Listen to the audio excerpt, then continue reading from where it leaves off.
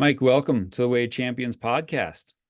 Thanks for having me on. I'm glad to be here. Yeah, well, I'm excited that you're here and you just do some such interesting work and we always love having super interesting people on here who are high performers themselves and have learned from other high performers and just share their stuff. So I think we have a lot of material to cover in our hour here today.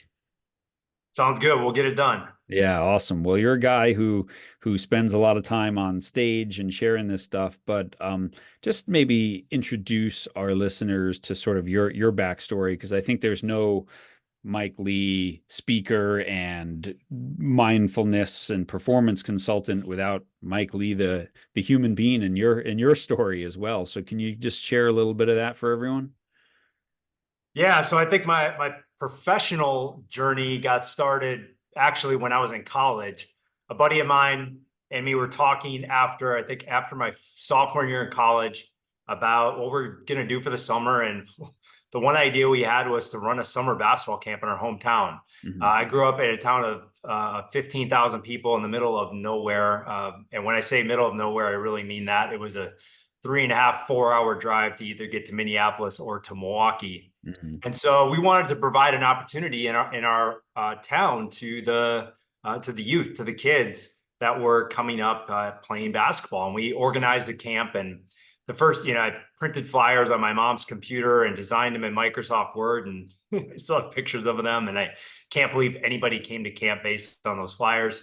But we took them around town and had our first camp. In the first year, 100 kids showed up. The second year, we had 200. And the third year, we had about 300 kids that showed up at this camp. And at the time, I thought I wanted to coach college basketball, but I decided to take a different route and start this hybrid between a basketball training company and an AAU program, club basketball program, which I'm sure a lot of your listeners are familiar with. And ran that for a few years and decided I was sick of booking hotel rooms and scheduling tournaments and doing all the admin stuff, and decided to focus more on the on-court skill development. And we had a facility that we opened up in Milwaukee, and we ran events quite literally across the world.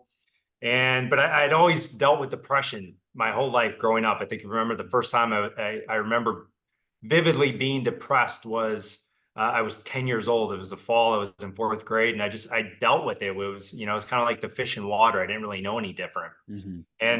But I always knew it was worse during the winters. And so it got to a point where our basketball company is doing fairly well. And I decided in the fall of 2014 that I just could not take another winter anymore in Wisconsin. I mean, I'm talking levels of depression where I wouldn't get out of bed till 3 or 4 o'clock in the afternoon. Mhm. Right. My barometer was if Kobe Bryant's agent calls you and says that, Kobe's in town and they're going to play the Bucks tonight and he's at your gym and wants to get a workout in, and you don't want to get out of bed on that day, then you're probably not in a very good place. And so I decided to pick up and move out to Los Angeles purely for the weather. It was the only reason that I moved out here. And I got out here and it was January. It was sunny out and I was feeling way better than I'd ever felt before in the winter. And I decided to get off an antidepressant medication that I'd been on at that point for about 14 years. And getting off of it was what board certified doctors at UCLA have compared to somebody withdrawing from heroin. Mhm. I was just an emotional disaster. And so I dove deep into, you put it into the bucket of Eastern philosophy, and did a ton of yoga and meditation, uh, and have now kind of come out on the other side of this with a methodology that blends sports performance psychology and leadership meets Eastern philosophy to help individuals and organizations transcend the noise that we are all living in, and really win the moments that matter, focus on the moments that matter. Yeah, it's a great story. I mean, not a great story, but you know what I mean. Like, it's, I mean, I think of when we had George Mumford on the podcast and talking about his journey and struggle with drugs and depression and all that, and how meeting John Kabat-Zinn and mindfulness got him out of that. And I mean, everyone, we all have our journey that puts us there. Um, I mean, it's interesting though, like to go back to how you started coaching right? Like, oh, we'll start a camp or we'll start a thing. I mean, you were carrying this depression, but I think so many people, and I would lump myself into this bucket. I got into coaching after an injury derailed my soccer career at 26, right? And I couldn't play anymore.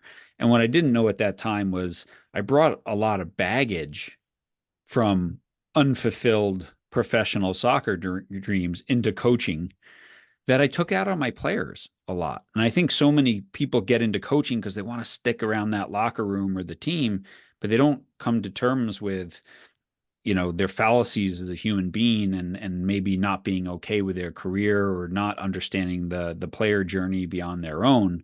I mean, that feed into it for you as well? Like what would you describe yourself as a coach then versus a coach today? That's a great question. I think similar but different. In from the standpoint that my journey into coaching, I think I didn't even know it at the time, but I think my journey into coaching was driven by, part passion but part pain. Like I just, I love the game. Like I'm sure you were, Hmm. Hmm. people probably won't say, "Oh, John was passionate about soccer." You probably say he was obsessed. Like, Yeah. right? And so there was that piece of it, right? But there was also this piece of like I've learned a lot, and I want to be able to support somebody in a way that I didn't get, so that I could, help them, give them access to resources and skills and opportunities that maybe I didn't have. And so I guess one of the caveats, not the caveat, but like a piece that's kind of missing from that story is this basketball club that we started was primarily for kids in rural areas in Wisconsin. Hmm. And so rural areas across the board, like kids just simply don't have access to what you get access to in a Chicago or Minneapolis or Milwaukee or LA or whatever it is. Hmm. Right. So I think part of it was creating an experience for those kids to level the playing field and the level of access and opportunity. Yeah. Gotcha. Yeah. Yeah, I mean, I think that's an interesting thing because, like, and it's changed since then as well. Youth sports, for which we sure. talk about a lot on this podcast, has, as I use the word, it's been adultified, right? And it's sort of Yeah. like the needs, values, and priorities of adults have been shoved onto younger and younger and younger kids, and what we have is the demise of the in-town basketball, right? So your town of 15,000 that you could come up and grow in, become a passionate basketball player, all of a sudden people believe like we got to get out of here as soon as possible, right? And even on the other end of the spectrum, you have a 9-year-old soccer team in New York City, a city of 10 million people, who's like, we need to go to LA to play a game. And it's like, you really can't get a game in a city of 10 million people, and so, I, I don't know if that was part of your like shutting down, it's booking hotels and doing everything to run a club, but I think it's also what I would say the race to nowhere in sports that kind of burned me out from it as well. Like, can't we just play basketball and just love basketball and watch our kid go on his or her journey of enjoying a sport, not always have our eye on some prize way, way, way out in the future as well. Yeah, yeah, I can totally relate to that. I mean, I do think that one thing that you asked, what would be different about how I coach now versus when I coached before, Yeah. and I think one of the biggest things is really taking the ego out of it, like from the Yeah. standpoint of my self-worth is not defined by whether or not this kid makes it to the NBA or not. Hmm. Right? It's like I'm providing the resources and skills to the best of my ability, and at that point it's like it's up to them to do the work, right? And I think so. I think you had said something along the lines of like projected your pain into your coaching or into maybe the relationships, and I think I probably did it in a different way from that standpoint. Yeah. Well, that's interesting though. I mean, I would say I resemble that as well, of like my self-worth depended on whether this group of 16-year-olds won a game or, and after doing it for 30 years and just being like, okay. And the other part that was tough for me was when I saw a kid with ability who just didn't care enough about it, right? And like when you get into coaching, you probably like one of the most important things I tell young coaches is no one's going to love the game more than you do. So just get it out of your head that they're going to be as passionate about it as you are right away. Like you'll get a couple of those kids, but most of them aren't. And so it used to always really bother me when a kid wouldn't do extra or wouldn't apply himself or herself at practice. And at some point along the line, maybe 15 years ago, I got over that part of it. I was like, you know what? If that's not your journey, I'm okay with it. Like I'm okay with this team saying we only want to practice twice a week, even though if we practice four, I know we could be a state champion. You know, I see you're laughing for anyone not watching the video.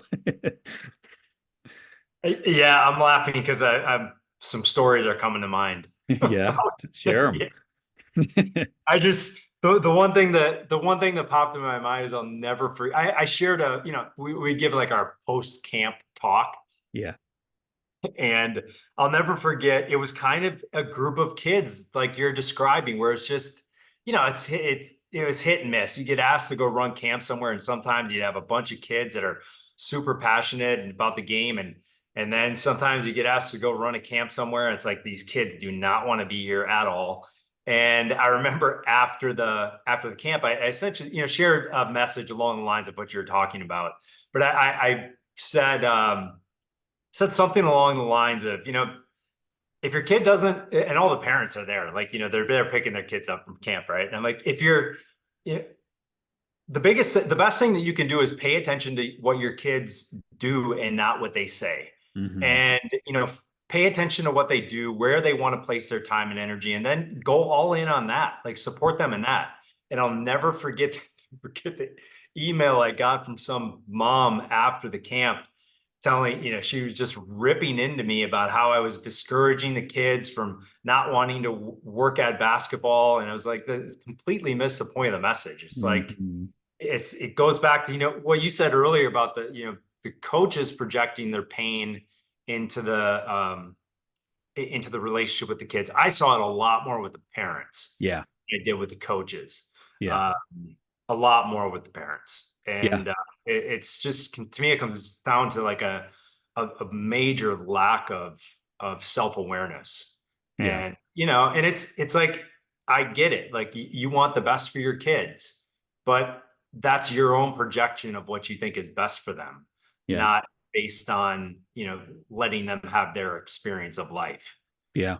Yeah. Yeah. Or yeah, again, a lot of times it's parents who have unfulfilled, you know, and therefore they're living vicariously through their kids. And I've coached long enough that I've coached the children of household name athletes in my day, and those were some of the best parents. I don't know if that was Exactly. your experience, but they just Yeah. have no expectation of their kids doing it because they're like, you know what? Like I know how hard it was. It's almost impossible, you know, given my success and the financial rewards that came with that, my kid probably, isn't going to have the grit and the drive, or at least not all of them will. Maybe one of them will. Yeah. And so they're okay with that, and I think that's an interesting thing. And I've gotten those I've gotten those same emails as well. And I'm like, have you paused at all to listen and see what your child actually wants out of this experience, not what you want out of it, because it's not the same thing. Yeah. Yeah. Yeah. No question about it. Yeah. So, on your journey here now, I mean, you've gotten to work with some unbelievable athletes and groups and just high performers. I'm gonna just put a couple names that were on your website, and I'm just gonna say the name, and if you can sort of say, well, what does that name mean to you, and maybe what you learned from them. Does that sound like a good little path here? So, sounds good. Good, excellent. Well, Steph Curry, More than an athlete. yeah. I How think so? I think he just when I share a story about him when I speak, it's kind of a longer story, so I won't go into the whole thing. But I got to know him a little bit when I was a director at his skills academy that he ran, and just observing him and understanding his values. I think I don't know if you're watch any basketball or not, but I think Steph plays with more gratitude, joy, creativity, and freedom than any athlete I've ever seen in my entire life. And Mhm. I think, when we talk about high performance, gratitude, joy, creativity, freedom, those are all tied to being in the zone, being in the state of flow, right? And I think he's able to access it because he doesn't define his self-worth by his basketball performance. When he walks off the court, whether he goes 1 for 10 from the 3-point line or 9 for 10 from the 3-point line, he feels the same way about himself. And that's Mhm. because he places his identity in the totality of his human experience. Mhm. And and that's kind of, it's taught me that it's like, where does pressure really come from? Our pressure does not come from the fans or coaches, the market, the competition, whatever space you're in. It really comes from the expectations that we place on ourselves and our attachment to those expectations. Mhm. And when we can drop those, we and identify in something bigger than our accomplishments, bigger than our performance, we can then drop into the present moment, which is where we do our greatest work, where we coach our best, we lead our best, we perform our best. Yeah. Only happens when we're in the present moment. Yeah.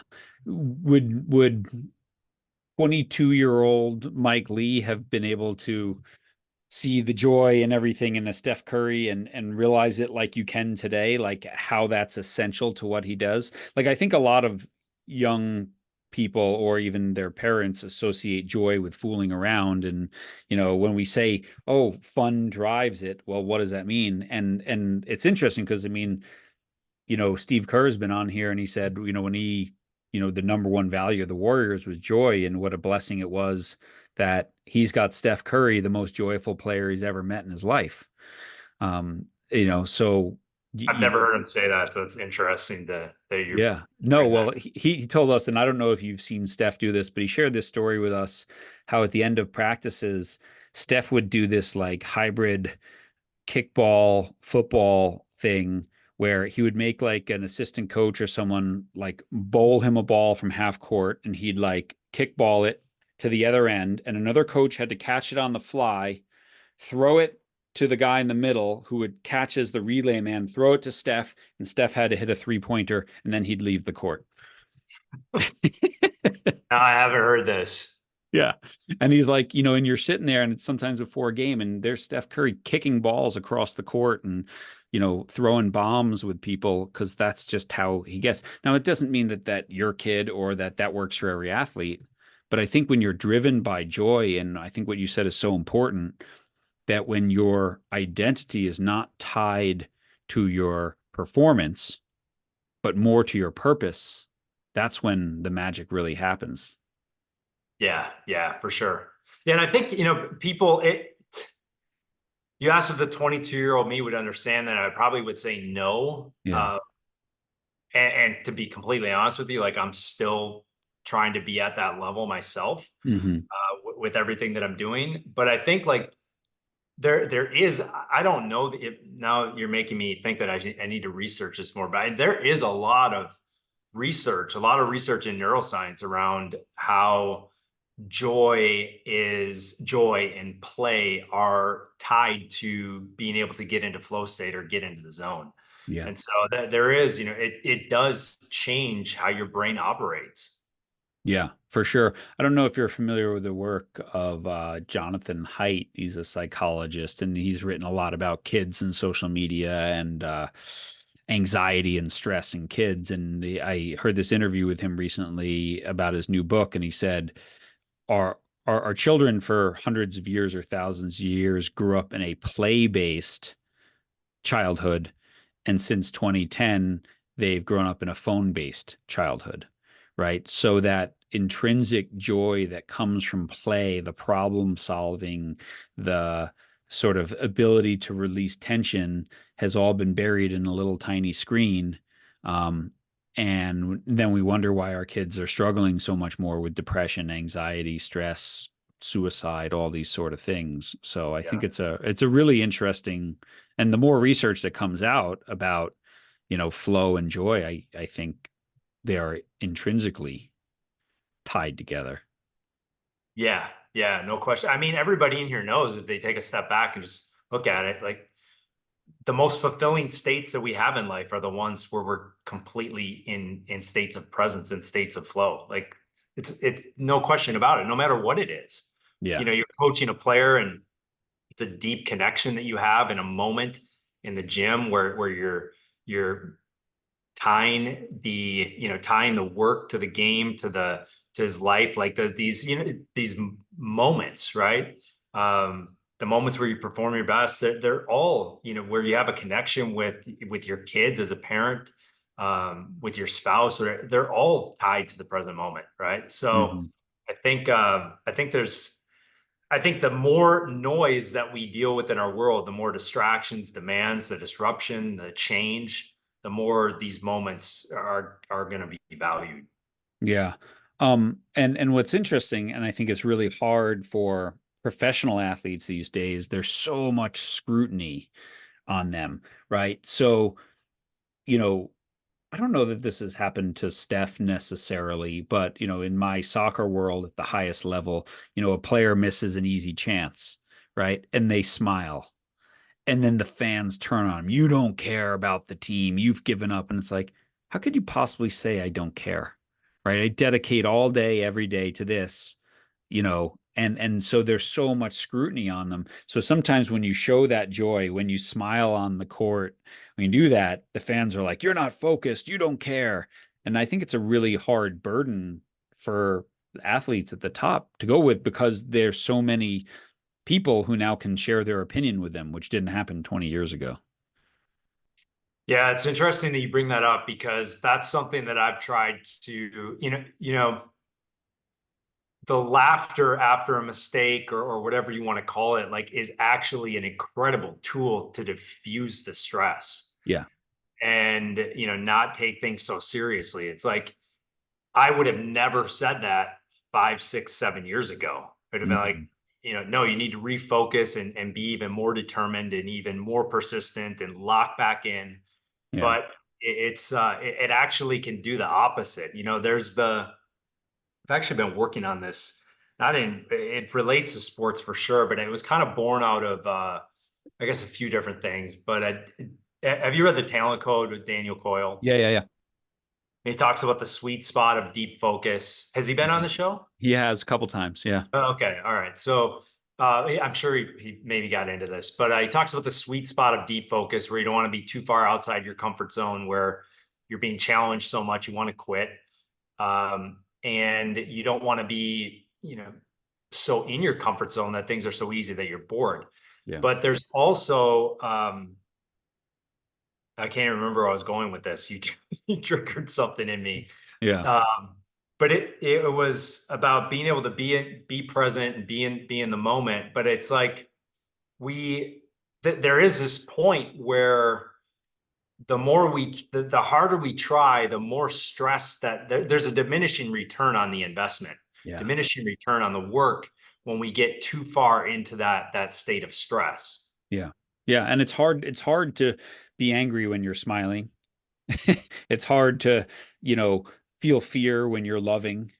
And these are the things that Jerry and I teach and talk about all the time is when you can create an environment of love, not fear, when you can create an environment based on joy where you're not afraid to make a mistake, where you know your teammates have your back or your coach has your back. That's when you're going to perform your best. And that's also when you're willing to get in that Dan Coyle Goldilocks zone of something that's challenging, right? If I feel like I'm going to get criticized or torn apart for every mistake, well, I'm not going to push myself into situations where I could make a mistake, right?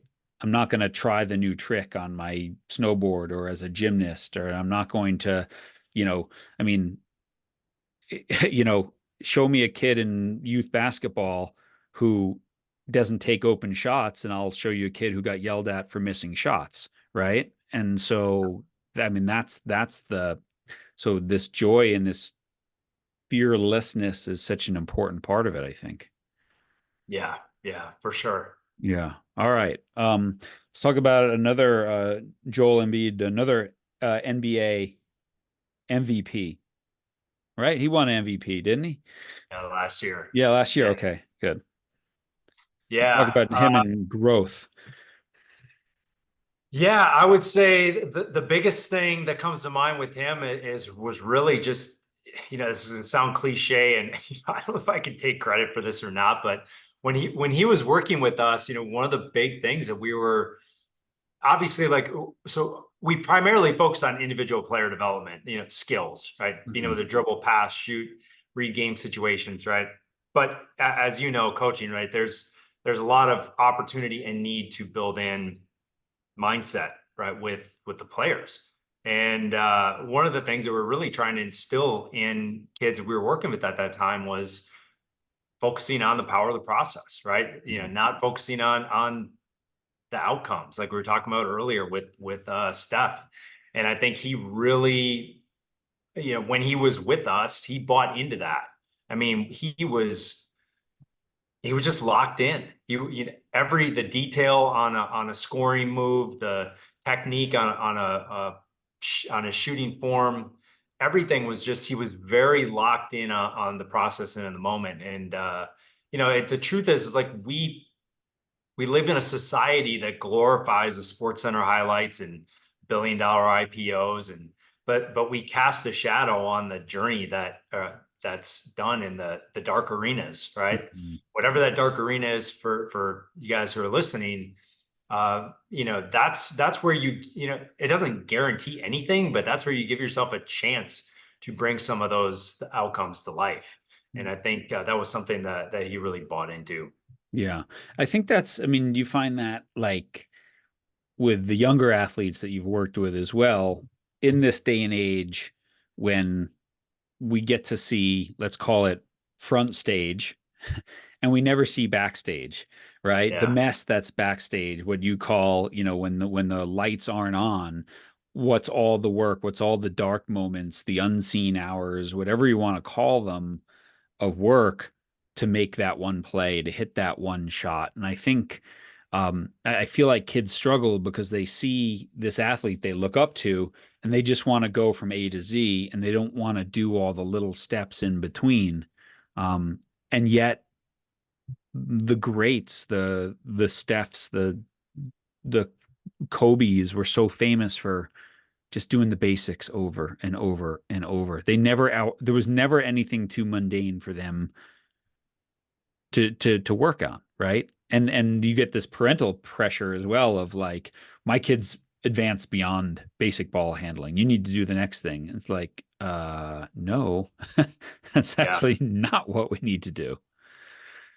Yeah, yeah. One of the things that we really tried to get people to understand was that the fundamental mastering the fundamentals is what gives you the ability to innovate. It's what gives Yes. you the ability to improvise. Like Yeah. a lot of the plays that would be the Sports Center highlights that you see, Steph make or you saw Kobe make or whoever it is, a lot of those are born out of improvisation. They're Hmm. not things that people practiced. Sometimes they are, right? Hmm. But a lot of times it's like, no, they had a foundational base that Hmm. allowed them to improvise in an unpredictable, dynamic, chaotic environment. That's not Hmm. exactly what they practiced, Yeah. right? So I think it's like those are the things that we glorify, yet we don't understand that you needed to master the fundamentals in order to do that. I don't know Yeah. if does that track with anything in soccer or no? Oh no, 100%. I mean, David Beckham hitting a free kick, it's only because he hit 10,000 before in practice, right? To hit the one under pressure or whatever. I mean, this is 100% tracks that. I mean, we had a guy, I don't know if you follow lacrosse at all, but maybe, one of the most famous names in lacrosse of all time and innovators, this guy, Gary Gait, and he's the coach at Syracuse now. But when he was a player, he in an NCAA final, he went from behind the goal and ran up and jumped over the goal and dunked it in the goal. And he scored this goal that basically the NCAA eventually created a rule to ban that goal, right? To ban something he did, but when he scored it, they're like, you can't do that. And like, where does it say you can't do that? But he was saying, everyone was like, wow, what brilliance. He's like, it's not like that was the first time I'd done that. Right? Everyone said it's the first time you'd seen me do it, but I'd tried it a lot of times and whatever. And he goes, and so, when I coach, like I want people to be creative. I want people to take shots. I want them to do crazy stuff. But, when the game's tied 10-10 and there's 10 seconds left, that's not the first time you should try it either. Yeah. So, yeah, jives completely. Go ahead. Sorry to interrupt. Oh, good. No, no. Yeah. Yeah, cool. So, yeah, I mean, with a young athlete, you talk about growth, you talk about this process.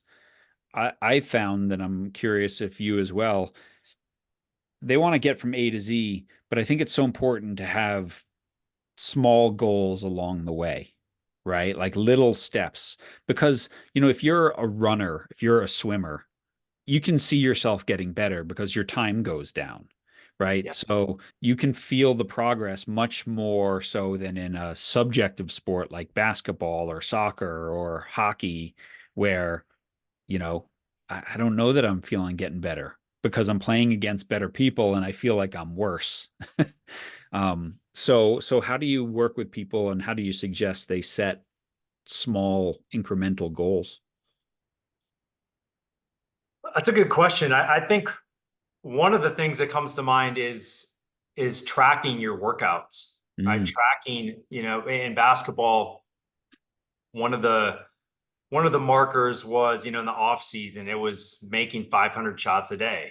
And, really tracking your progress, tracking your workouts, and really building this library of your workouts. And I think one thing that it does is you can track your progress and you can see the results, see the improvement over time, but it also gives you, when the inevitable adversity hits and the inevitable dip hits, you can look back and look back on that library of workouts as a resource for confidence mhm. that, yeah, I have put in the work. I am doing the work and I have to trust the process. But this is just a bump in the road. But I'm doing the thing that I can control to move the needle on my skill level.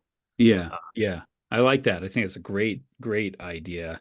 And that sort of objective goal each day as well, of like, I'm going to take 500 shots or I'm going to make 500 shots, whatever it is. And I also know that I'm going to come back tomorrow and do it again. Because on the days it's not working, it's also important not to overdo it as well, yeah. right? Like you still need your rest, you still need to recover. I remember the rugby greats guy Dan Carter talked about, he would take the free kicks in rugby. And he said every day after practice I would take 20. And some days I'd make 20 out of 20. And some days I'd make 7 out of 20. But I always only took 20. And on the bad days, I said, okay, well, I'll be back tomorrow and take 20 more. And on the good days, like, all right, let's call it good and I'll come back tomorrow. And like that consistency prevents you from getting injured or overdoing it and allows you to rest and recover as well. Like I think sometimes this myth of the grind and if these practice in 4, I'm going to practice 7 hours, there's diminishing returns there. Like we almost have to overcome that myth with younger athletes as well, of like it's not always quantity, it's quality of work that you do. Yeah. There's a few things that you said that I that brought some things to mind for me. Definitely the first thing is you said the quality, right? And it is the truth is like I'm speaking from my basketball experience. You don't need to spend 3 hours in the gym. Yeah. Like it was insane how many times I would see kids in the gym they'd be there for 3 or 4 hours. I'm like, I could have, if you would have been organized and detailed and had a plan of attack, you could have got more work done in 35 minutes than you've done in the last 4 hours. Yeah.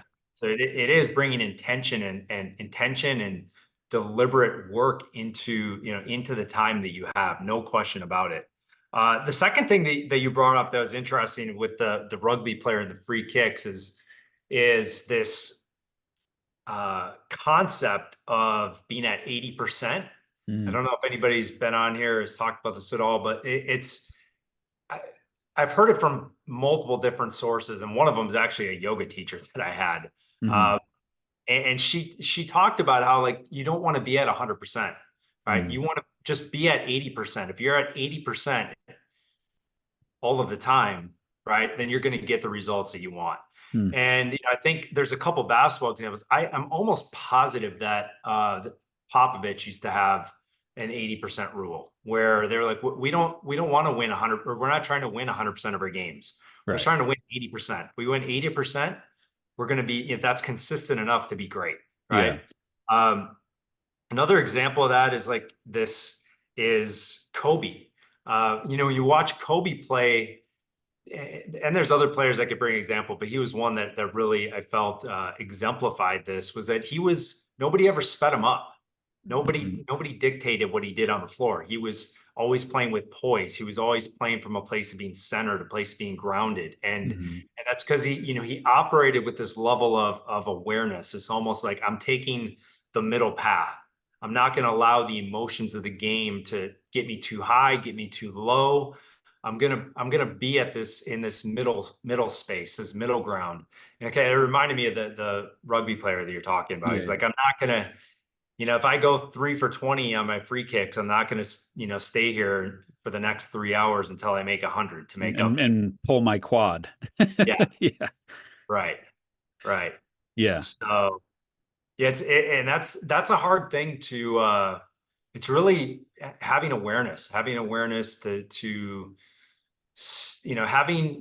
awareness and the focus at the same time, right? The Yeah. sustained focus and sustained awareness to know that it's bigger than just this play, this minute, this game, right? And operate with that.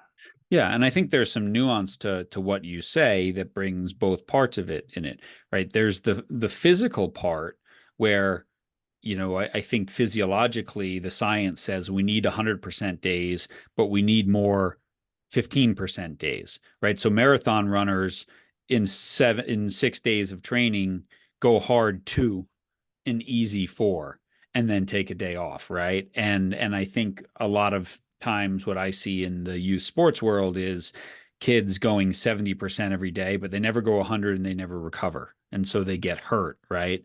And they never play or train at the correct speed to get better. But then I think what you're really referring to, which I think is super important, is that even keeled, sort of lukewarm, when I have my best day, the highs aren't too high and the lows aren't too low. And that was Kobe. That's the best of the best that I don't carry away so that, I have a couple of 9 out of 10 performances and then 3 out of 10s, right? And as the coaches, we love those guys and those women who show up at 7 or 8 every day, right? Like you always know what you're going to get, and that the bad call is not going to get them kicked out of the game. The bad call is not going to get that, and learning to control it. I mean, those are fun people to coach. Yeah, yeah, and it also like drives consistency. Hmm. It's easier to be consistent when you're operating like that. Yeah. Yeah. I mean, I don't know if you play golf at all, but I play golf, and it's like I think every time in golf that you like, oh, I'm hitting the ball well, inevitably going to show up and put a bunch of balls in the pond or the woods. That's And the more so work, where I'm like, well, yeah, me too. And that's and those are the days where getting angry just makes it worse. Now you just hit it farther into the woods, versus the ability to breathe. And we had this guy, Michael Murphy, on once and said, golf is what happens between the shots, yeah, right? And I think a lot of things is what happens between the shots or between the plays, what happens between the ears. yeah, yeah, for sure. So what is your process? I mean, you talk, and we've talked on here this idea of beginner's mind. So talk about the mindfulness process and how that correlates with peak performance for you and for the athletes that you get to work with, and the corporate So, people as well. yeah, I guess the beginner's mindset really is about stepping into each moment with a sense of curiosity, with this sense of almost I know nothing. Mm, And it's like all the best coaches that I was around when I was in the basketball space they all operated with a beginner's mind. mm, I mean, I'll never forget. There was there was a coach that we ran a coaches academy for it was a coach's clinic, right? Forget I'm speaking to athletes here or Yeah. coaches. So we were at a coach's clinic, and back in I don't know 2008, 2009 maybe. Mm. I think I was 26 or 27 years old, and I'll never forget. We set up the coach's clinic. We started marketing it, and we sent it out. Sending out emails and back then probably flyers, right? And the registration started to roll in. I'll never forget. We got a registration from a coach named Gene Pingatore, Mm. who's a coach at St. Joseph's High School in Chicago, Illinois. Mm. And I was like, there's no way. So Gene Pingatore was Isaiah Thomas's high school coach. He's like Mm. a legendary Chicago high school Mm. basketball coach. Mm. Won state championships, like coaching forever.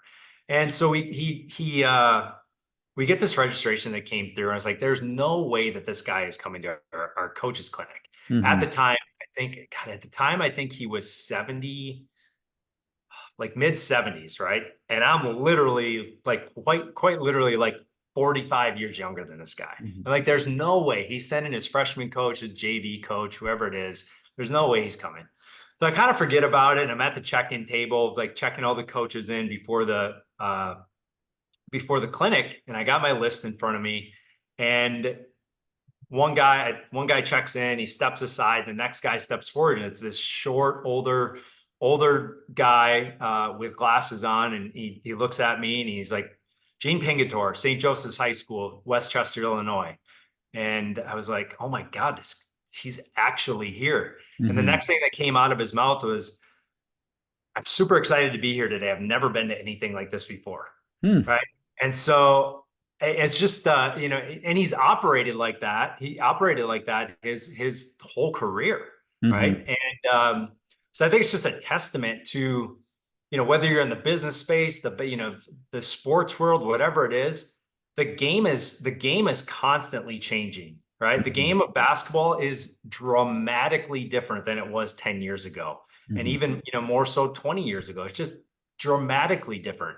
The game's different. The kids are different. Things are so different.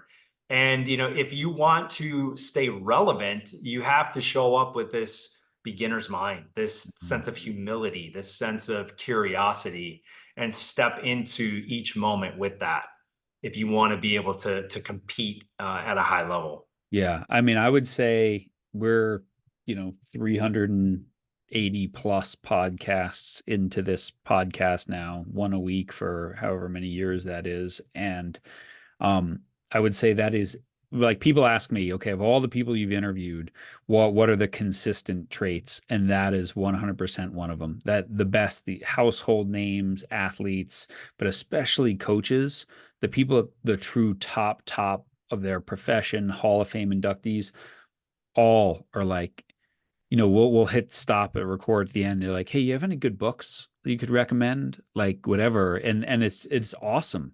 Right. And I really think there's this like ego piece in coaching that, sometimes you start and you're open to it, or maybe you have ego because you don't want to show that you don't know it all. And then you get Yeah. to a place where you're willing to learn some stuff, but then getting over that hump of not being, and yeah, maybe it's easier when you're Steve Kerr and you walk into a room and be like, hey, you got any good recommendations because you're Steve Kerr. But by the same token, that's why he's Steve Kerr. That's why he's Pete Carroll. That's why, insert name, the best of the best are 100% the most curious, I would say, to a T. Yeah. Yeah. Yeah. You Yeah. you you nailed that on the head, like the three different levels. It's like when you first start, your ego is totally involved, and then you get to this next level where you're in this middle ground, and then you get to the top level, and there's just like no ego. Yeah. Yeah. And And I, there's and I'm, there's some exceptions to the rule, but of for the course, most part, of course. that's very And accurate. and I've, what's so funny is, and I know you've probably done this as well. You do these coaching clinics, or I'll go into schools and the AD brings me in and there's all their coaches. And there's never been a room without one person, sitting in the front with their arms crossed, like, why the heck do I have to be there? And and realistically, yes, there's been some exceptions, but never has that person been the coach who, oh yeah, he's won 10 state titles in a row. It's the guy Right. whose teams barely get into 500, and is complaining, oh, kids these days, if I just had better kids, I'd be fine. you know? Yeah, yeah, yeah. And that like that transcends everything. I Yeah. mean, it's same thing. I go speak at corporate events, like the companies that are doing well, their Yeah. CEOs sitting in the front row. Yeah. Right? It transcends everything. Yeah. 100%. You sit in the front row and you tell your people, this is what this company values, right? You show curiosity, you tell your people this is what we value. So yeah, man. Um, so what are sort of the steps if someone's listening here? I know as we're coming towards the end here, like what are the steps that you recommend to athletes to sort of elevate their game, especially their inner game? Yeah, I think it's pretty simple. Pretty simple. Four things that we used to share these at the end of every camp. Number one is develop a vision for where you want to take your game, right? And really get crystal clear on that. What are the skills that I need to develop? What's the end game for me? Whether that's you're in high school and you just want to win a conference championship, whether that's you want to play in the NBA at the other extreme, or play in the NFL, whatever it is, right? Really get crystal clear on the vision. And the reason that's so important is adversity is inevitable, right? Mhm. There's going to be days when you lose games, you don't want to work out in the off season. The alarm goes off at 6 a.m. to hit the weight room before school when everybody else is sleeping. Like what is the vision that you are emotionally connected to that's going to pull you through the adversity? Mhm. Right? It's super, super important. So get to that. Second thing is get a plan of attack, right? Mhm. Really, we kind of touched on this earlier, but be strategic. Get a plan of attack for your workout. It's so interesting to me. I don't know if this transcends other sports, but when you go to the weight room, you don't just go to the weight room and think, I'm just gonna like pick up a dumbbell here, I'm gonna hit the squat rack here, and maybe I'm gonna do some ab exercises over here, right? You're following a plan, right? I'm gonna do 5 sets of this at 10 reps for this exercise, and I'm going to the next thing. And it's very specific.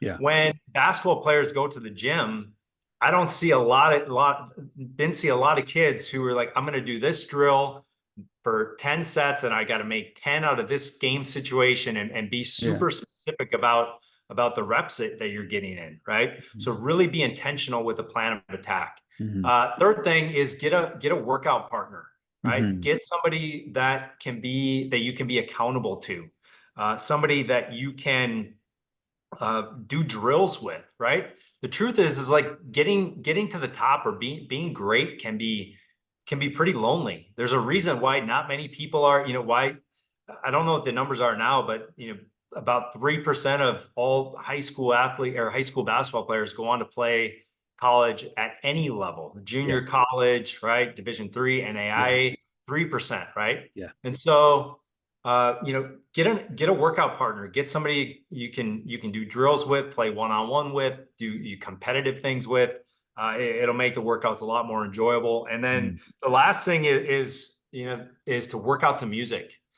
There's some research that shows that workouts that have, I think it was out of Northwestern, workout people when people exercise to music that has heavy bass to it, and Mhm. there's something that they tracked, that the energy levels in your workouts go up, right? Mhm. And so work out to music that will help bring your energy levels up and help you push through the tough workouts, the times when you want to quit, when you have that workout that says, I'm making 300 threes today, and you get to the spot where you got 75 more that you got to make, but you really want to go home because you're tired. Like, having that vision, having the music, having the workout partner will help you push through that adversity. That's awesome. I'm laughing because I'm a big mountain biker, and on the uphills I listen to podcasts, and on the downhills I turn on the music. So, you know, Why is that? Is The uphills are opposite? kind of a slog, and sometimes riding uphill, like, listening to a good podcast and sort of takes your mind off sometimes the pain, and so well, I'll be sitting there and like, wow, this is really interesting. Oh, sweet, I'm at the top, right? And then going down, I'm like, all right, let me put on some good music, whether, sometimes it's, you know, rap music, sometimes it's, rock music, sometimes it's, trance or whatever, just something that Yeah. has that beat that's like, all right, here you go. But there's something about music as well that seals in a feeling, right? And we know this with meditation and mindfulness as well. Like if you can attach a certain feeling to a song, then when that song pops up in your life, you go back to that, right? You hear a song from high school, you hear a song from college, takes you right back to whatever that place was. And so if you are training to a soundtrack, if you will, and that good feeling on the day when this song comes on, and you hear that in an arena, or you play that before a game, and that can also help shift you physiologically to be in your best state to play as well. Yeah, you're getting into some NLP stuff, which I'm not super familiar, but is that where you're going with this? Well, yeah, I'm not a certified anything in that, but I know that there's research and there's a lot of stuff in that, and we certainly had guests who truly believe in it, and we believe in it too, and we've experienced it, right? Yeah, 100% experience it. I don't know if you have kids or not. Like, just so a thought. I have a 17 and an 18-year-old, and at least where I live, kids these days have rediscovered all the music that I grew up with. And so when they're like, Dad, have you heard this song? I'm like, yeah, I saw them in concert in like 1990. And they're like, whoa, and but it's funny. So all my kids will be playing music and it'll take me back to college.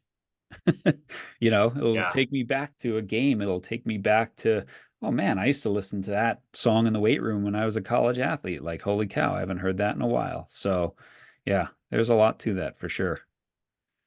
I can Awesome. relate to some of that in different ways. Yeah, yeah. Well, Mike, anything else? I'm gonna let you. Well, how about we'll start with this. Can you share how people can connect with you, website, social, whatever it is, so they can follow your work and everything? Just the best way to get connected with everything you do. Yeah, best place is on Instagram and LinkedIn at Who is Mike Lee and mindshiftlabs.com. Perfect. And we'll put all that in the show notes, for sure, for people to connect. Any parting thoughts, any final thoughts that you want to leave with our listeners, last words of wisdom or reflection on what we talked about today or anything like that? Yeah, the thing that comes to mind is really, for the coaches that are listening and the parents, like really have the conversation around purpose with your kids. Have the conversation around why. You brought up the example earlier of the kid that was talented, but you couldn't get him to go hard in practice. And I have not a ton of stories, but I definitely have some stories about the kid that there was a kid that I coached in the first team that I ever coached. He was a 13-year-old kid on an AAU team. He was long, he was athletic, he had a pretty good feel for the game, but I just couldn't get him to go hard enough in practice. Mm. Finally, we got to the middle of the season. We were having our individual player meetings, which looking back on it, obviously I should have done it before the season, right? I was like 23 years old coaching this team, Mm. but I asked him, Paul, like, why are you here? What are Mhm. you trying to get out of this experience? And he looked at me and he said, I want to be a Division I college basketball player. Mm. I said, okay, Paul, then from here on out, I'm going to treat you as if you're already a Division I college basketball player. All right, Mhm. I'm going to hold you to the standards of excellence that I know it's going to take for your dreams to come to life. Mm. And in that second, everything changed in our relationship. Mm. It was no longer him thinking, oh, you're just being hard on me because coach is being hard on me and he doesn't like me, to me being him thinking that I was an advocate for him. Mm. Right. And, this kid went on to, played in 3 NCAA tournaments, hit a game winning shot in March Madness, coached in the NBA for a while. Right. And I'm not saying that like this was because I coached him, but it's an example of how you can completely shift a relationship when you can connect to a player's why Mm-hmm. Mm-hmm. Yeah, and 100%. and ultimately shift their experience to be able to have a fulfilling experience. Yeah. And also to say to them, hey, listen, these are your goals, not mine. Yeah, Right. exactly. So you've asked me to do this for you. And again, like you said, this is for parents as well. When you understand why your kids are there and what they want out of it, and then you push them towards their goals and not your own, then you get to tell them, hey, get out of bed because this is what you asked me for. And as a Yeah, coach, to say, you know what? Hey, Paul, when Paul says, well, why aren't you being hard on John? Well, you know what? John doesn't want to play Division I basketball, Paul. You do. And so yeah. I'm holding you to a different standard, right? And John just wants to play, he wants to make varsity in high school. So that's a little different than what you're asking for. And so I'm going to help you get to where you are, and I'm going to help him get to where he wants. And if he changes his mind, great. And if you change your mind, no problem as well. So, Love it. amen. Well, Mike, thanks so much for being on. We really enjoyed you having you on the Way of Champions, man. This was great. Thanks for all you do. Of course. Thanks for having me on. Thanks so much for listening. Thank you again to Mike Lee, mindshiftlabs.com, and on social, who is Mike Lee, at who is Mike Lee on Instagram and all that sort of stuff. But a great conversation. Love people like Mike who are able to share lessons from some of the world's top performers and help us become better. Steph Curry and his joy, Joel Embiid and his growth and process focus, and just Mike's background, long background in coaching, and not just coaching the outer game, but the inner game. So check out his website, mindshiftlabs.com, and check out all his work on social as well. All right.